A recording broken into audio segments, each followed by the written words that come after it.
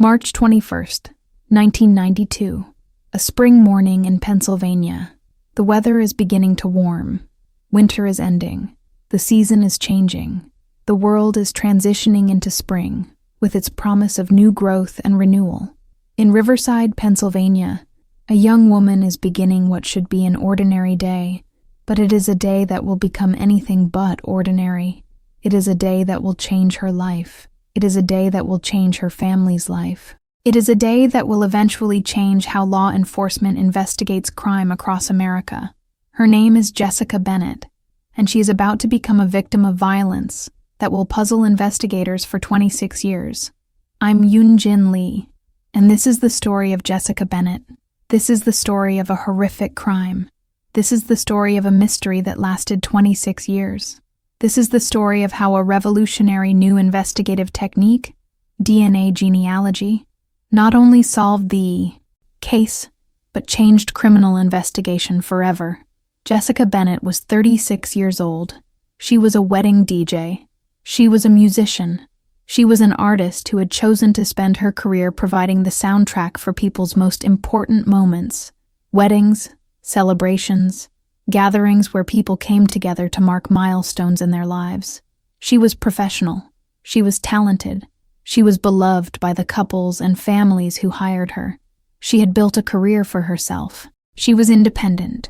She was living her life in Riverside, Pennsylvania. But on that March morning in 1992, a violent predator entered her home and changed everything. Changed her future. Changed her community. Changed the trajectory of criminal investigation in America in ways no one could have predicted at that moment.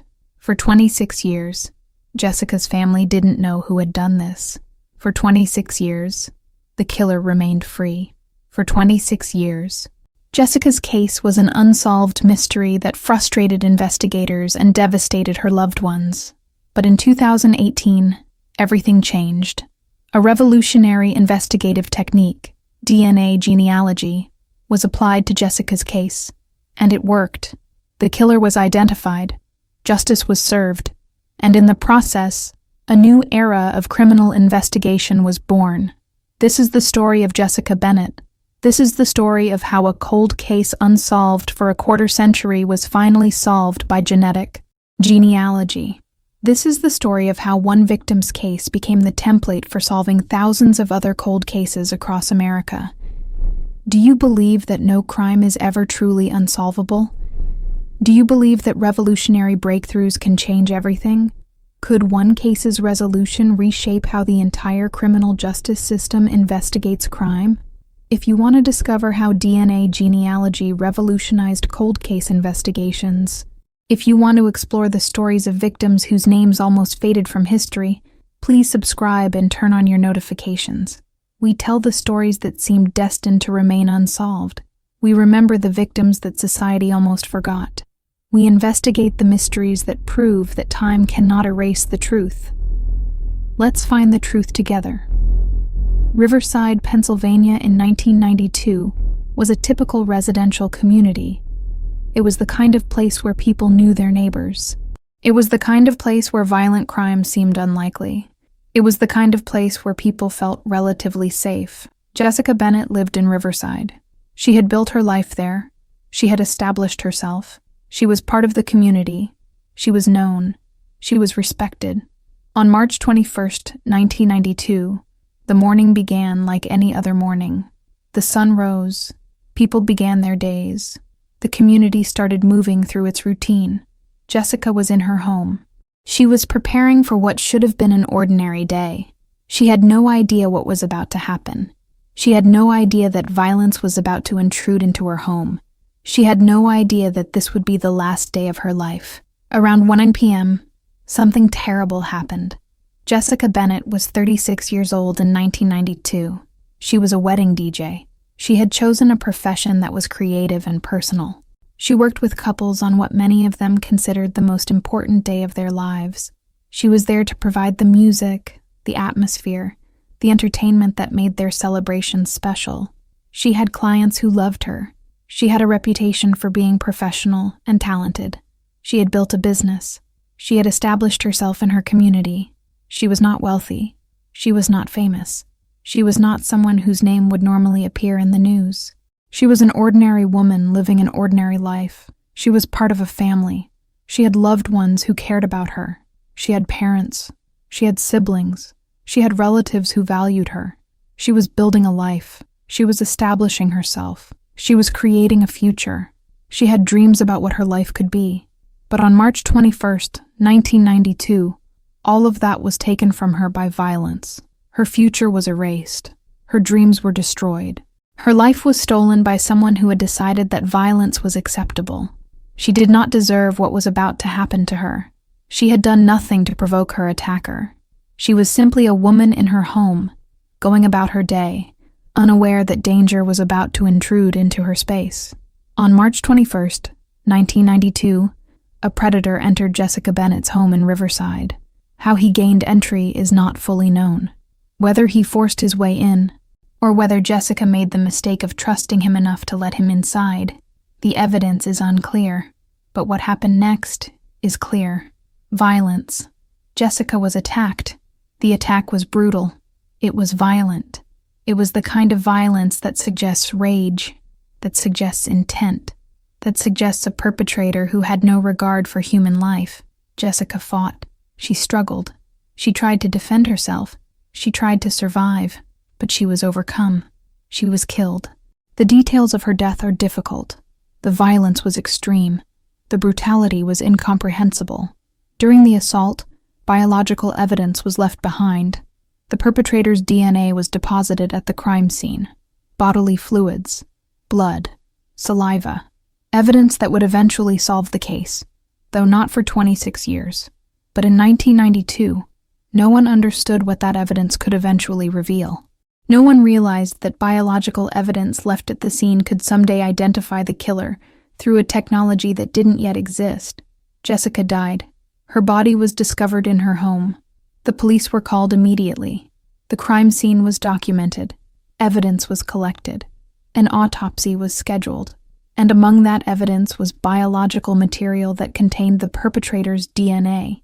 A biological signature that would remain hidden until 2018. Police responded to the scene on March 21st, 1992. Detectives arrived. Crime scene specialists began their work. Photographs were taken. Evidence was collected. An autopsy was scheduled. The initial investigation was extensive. This was a serious crime. This was a murder in a residential neighborhood. This was a case that demanded resources and attention. Investigators interviewed neighbors. They looked for witnesses. They searched for any clue that might point to the perpetrator. Biological evidence was collected. Blood, bodily fluids, hair. All of these materials were cataloged and preserved according to the procedures available in 1992. But in 1992, DNA analysis was not what it would become. The technology existed, but it was primitive. DNA databases were not sophisticated. DNA matching had significant limitations. Investigators pursued every lead they could identify. They interviewed over 50 suspects. They followed hundreds of leads. They devoted massive resources to solving the case. But as weeks turned into months, and months turned into years, the investigation gradually lost momentum. New leads were not emerging. No suspect was identified. The case was not progressing toward resolution. By 1994, less than 2 years after the murder, the case was essentially cold. It remained officially open, but active investigation had become sporadic. Resources were directed toward other cases. Other victims needed attention. Jessica's case became another unsolved murder, another file in the growing stack of mysteries without resolution. The biological evidence remained in evidence lockers. It was preserved. It was protected. But there was nothing that could be done with it. Not yet. The technology didn't exist. The analysis wasn't possible with the tools available. Years turned into decades. 1992 became 1993. 1993 became the 1990s. The 1990s became the 2000s. The 2000s became the 2010s. For 26 years, Jessica Bennett's case remained unsolved. The biological evidence remained in evidence lockers. It was properly stored. It was protected from degradation. It was maintained according to evidence protocols. It was waiting for a future that seemed unlikely to ever arrive. Jessica's family grieved. Her parents were devastated by the loss of their daughter. They lived with the pain of not knowing who had killed her. They lived with the questions that seemed impossible to answer. They lived with the injustice of never seeing her killer caught and tried. Every year on the anniversary of Jessica's death, the family grieved anew. Every birthday that came and went reminded them of how old Jessica would have been if she were still alive. Every holiday was painful. Every celebration was incomplete without her. The investigation file was stored. The evidence was maintained. But active investigation was essentially dormant. The case had become a cold case, a file that seemed like it would never be solved. In the early 2000s, advances in DNA technology offered some hope. DNA databases became more sophisticated. DNA matching became more refined. But Jessica's case still had no suspect to match against. No one in the database matched the perpetrator's DNA profile. The case remained cold. By 2010, 18 years had passed. The case remained unsolved. By 2015, 23 years had passed. The case remained unsolved. The likelihood of ever solving Jessica's murder seemed to be fading with each passing year. It seemed like her killer might go to the grave having never faced justice for what he had done. But something was about to change. Something revolutionary. Something that would not only solve Jessica's case, but would transform criminal investigation forever. In 2018, something extraordinary happened in criminal investigation. Investigative genetic genealogy, a revolutionary new technique, was applied to a cold case for the first time. The technique combined DNA analysis with genealogical research. It allowed investigators to identify suspects through their genetic relatives, rather than through a direct database match. This technique had been developed and refined by genealogy researchers and DNA specialists. It had been explored by true crime enthusiasts and amateur investigators, but it had never been officially applied to a cold case investigation by law enforcement. That changed in 2018. Investigators decided to submit Jessica Bennett's biological evidence to a forensic laboratory that specialized in genetic genealogy. They had the case file. They had the evidence. They had hope that this new technique might finally provide answers. The biological evidence was sent to the laboratory. Forensic specialists examined the evidence. They extracted DNA from the biological materials collected from the crime scene in 1992. The DNA was degraded after being stored for 26 years, but it was still usable. They created a DNA profile. It was not a complete profile. Some genes were degraded, but it was enough to work with. The DNA profile was submitted to genealogy databases. The laboratory searched for biological relatives of the source of the DNA, and something remarkable happened. Matches were found. Distant relatives of the perpetrator were identified through the genealogy databases. Their genetic relationships suggested who the likely killer might be. Genealogy researchers began building family trees. They traced the connections. They worked backward through the genetic relationships. They narrowed the possibilities. One name kept appearing: Marcus Sullivan. Marcus Sullivan was born in 1966. In 1992, when Jessica was murdered, Sullivan would have been around 26 years old. He was the right age. He had lived in the area. He was in the right place. More research was conducted. Sullivan's background was examined. Sullivan had never been arrested. He had no criminal record. He seemed like an ordinary member of society. But the genetic genealogy was pointing directly at him. Investigators approached Marcus Sullivan. They told him they were investigating a cold case murder from 1992. They asked if he would consent to providing a DNA sample. Sullivan was cooperative. He agreed to provide the sample. He allowed detectives to collect DNA from him. The DNA was collected and sent to the laboratory.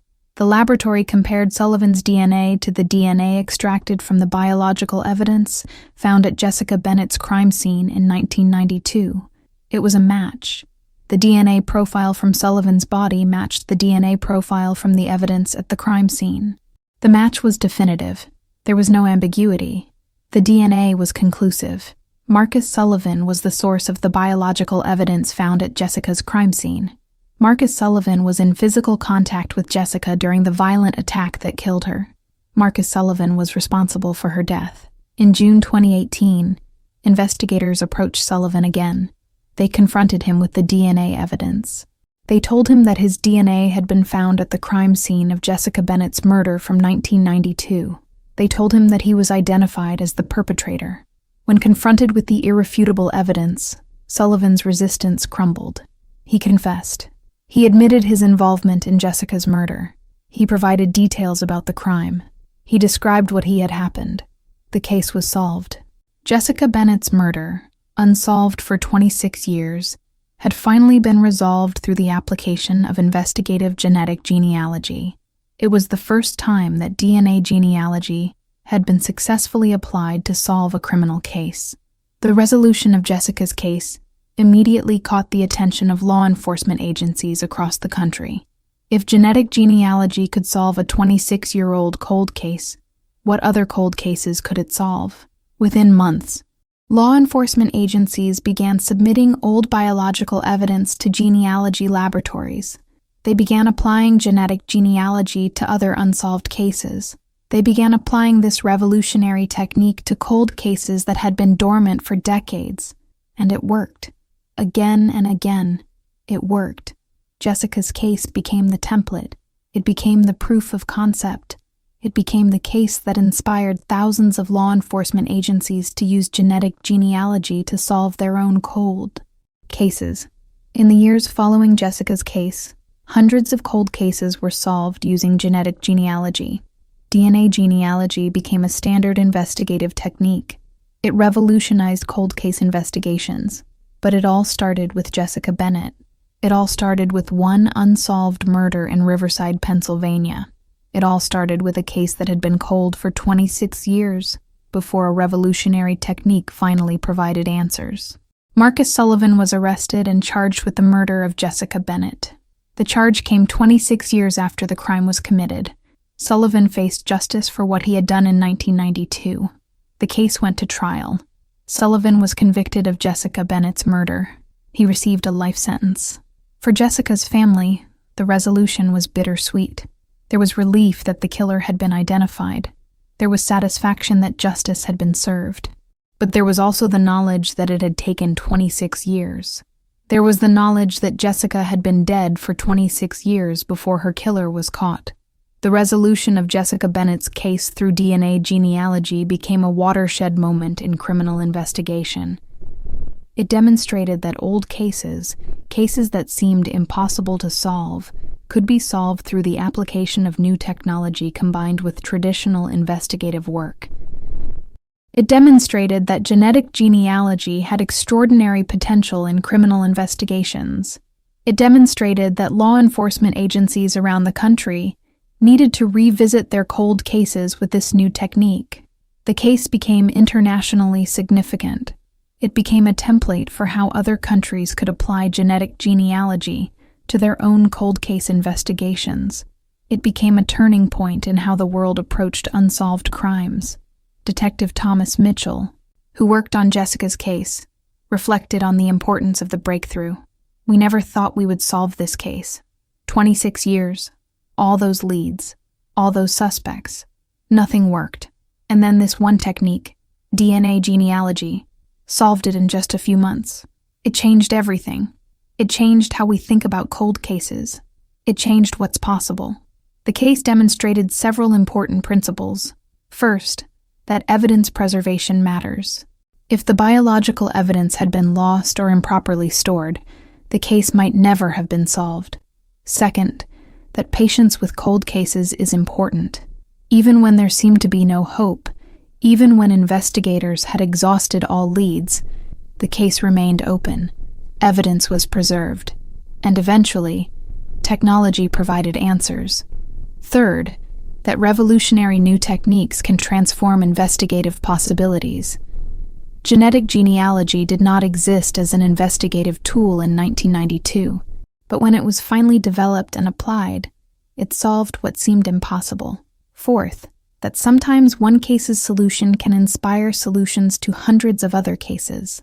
Jessica's case became the catalyst for a revolution in cold case investigations. In the years following Jessica Bennett's case, DNA genealogy became a standard investigative tool. Law enforcement agencies across the United States established cold case units. They submitted old biological evidence to genealogy laboratories. They applied genetic genealogy to hundreds of unsolved cases, and they solved them. Again and again, they solved cases that had been cold for decades. Golden State Killer, Maury Troy Travis, Samuel Little. Hundreds of cold cases were solved using the technique that had been first successfully applied to Jessica Bennett's case. Universities began offering courses in investigative genetic genealogy. Forensic scientists specialized in the field. Private genealogy companies partnered with law enforcement agencies. Television shows featured cold cases being solved through genetic genealogy.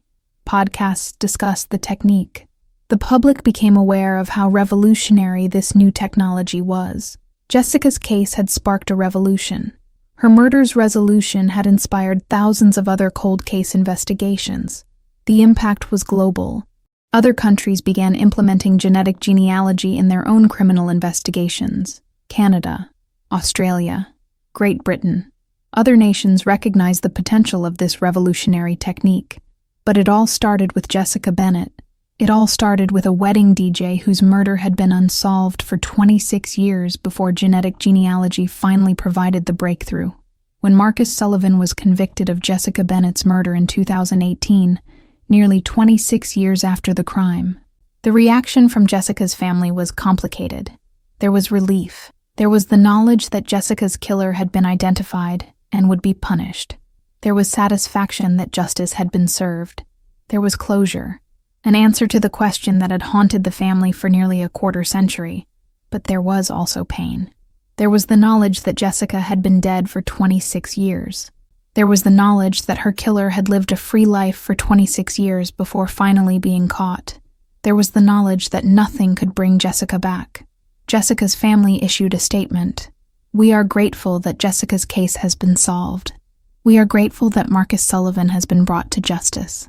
We are grateful for the dedicated investigators who never gave up on Jessica's case. We grieve for the 26 years we lived without answers. But we are comforted knowing that Jessica's killer is now in prison where he belongs." The legacy of Jessica's case extends far beyond her own murder. Her case became the catalyst for a revolution in criminal investigation. Her case became the template for solving hundreds of other cold cases. Her case changed how law enforcement agencies approach unsolved crimes. Jessica would not have wanted to become famous for being a murder victim, but her case's resolution became significant in the history of criminal investigation. Her death, while tragic, became the foundation for solving countless other murders. If you could speak to Jessica, what would she say? Perhaps she would say, "Thank you for not forgetting me. Thank you for solving my case. Thank you for using that solution to help solve other cases. My death had meaning in the sense that it inspired investigators to develop new techniques that would help other families." Perhaps she would say, 26 years was a long time to wait for justice, but perhaps my case's significance in criminal investigation history gives some small meaning to the tragedy of my death.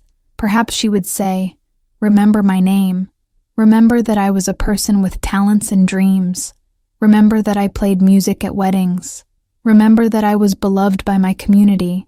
And remember that my case changed criminal investigation forever." What do you think about Jessica's case? What do you think about DNA genealogy? Do you believe that genetic genealogy has revolutionized criminal investigation? If you have thoughts, please share them in the comments below. If you found this story compelling, please like this video and subscribe to our channel. We are dedicated to telling the stories of victims like Jessica Bennett, the stories of women whose lives were stolen by violence, the stories of families that waited decades for answers. We believe that no victim should be forgotten. No case should remain cold forever. No killer should escape justice indefinitely. This is Yoonjin Lee, and this has been the story of Jessica Bennett, whose murder was solved through the power of DNA genealogy, a case that became the catalyst for a revolution in criminal investigation. Thank you for remembering her name. Thank you for believing that justice matters, no matter how long it takes. And thank you for recognizing that one victim's case can inspire solutions to countless other unsolved crimes.